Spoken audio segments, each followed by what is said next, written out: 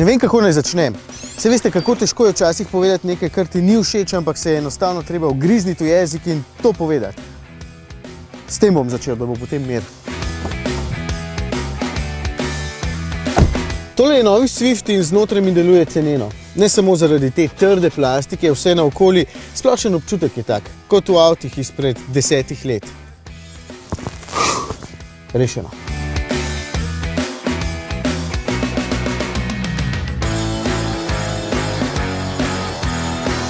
Ok, tole je novi Swift, ampak to zdaj že veste. Čeprav je lep in modern, s temi zaobljenimi žarometi, bi kakšna deklina rekla celo ljubak, je oblika še vedno dovolj prepoznavna, da boste točno vedeli, za kateri avto gre.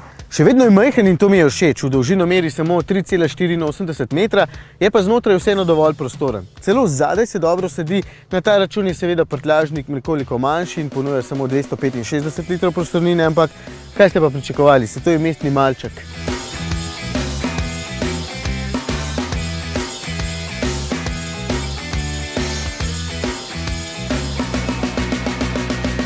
Čeprav Swift ima lahko 4-kolesni pogon in tale ga ima, zato ni več tako mestno omejen. Je edini v segmentu in to je že njegova prva prednost. Pogon je namreč enak tistemu modelu Ignis, le funkcije za spušč po klancu navzdol nima. In povem vam, zna plezati, čeprav ni terenec. Tudi kakšen centimeter je bolj oddaljen od tal kot ostali razredni tekmeci, zato bo kasneje nasedel. Tudi pelje se zelo lepo, čeprav pozabite na tisti dinamični karakter, ki ga je imel prejšnji. Bil je trš in bolj pripravljen napasti ovinke. Ja, tale je udobnejši, ker smo danes pač bolj razvajeni. Ampak je občutek na volanu zelo dober, podvozje poskrbi za ubogljivost in tudi pri voznih lastnostih me Swift spominja na tista 10 let stara vozila, ampak tokrat v dobrem smislu. Lahko izberete turbo bencinski motor, ampak jaz bi kar takšen 1,2 litrski atmosferski bencinar. Je tih in 66 kW oziroma z 90 konji moči, dovolj prožen, porabi 6 litrov in čisto dobro gre. Sploh tale, ki je nekakšen lahek hibrid. Sam hibridni sklop je miniaturen, elektromotor ima le 2 kW moči in poskrbi za malo pomoči pri pospeševanjih, sploh pa je izjemno eleganten pri zagonu avtomobila, ko boste speljali ob zeleni luči.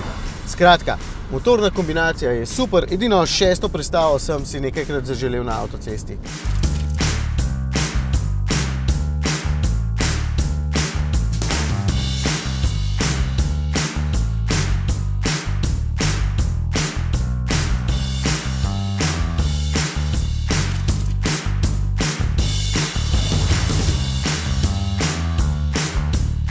Potem pa še cena. Tale s hibridnim sklopom in najbogatejšim paketom opreme pride 15,5 €.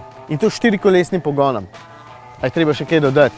To je super cena za super avtomobil, ki ima znotraj še velik zaslon na dotik in kup asistenčnih sistemov. Celo zavira sam, če vi gledate drugam in ne na cesto. Sicer opozarja precej panično in za vsako figo, ampak je vsaj ves čas buden. Swift je trenutno eden najboljših predstavnikov segmenta, zato mu tudi tisto pikro iz uvoda odpustim. Lahko bi me sicer bolj razvajal z udobjem, me pa toliko bolj z voznimi lastnostmi.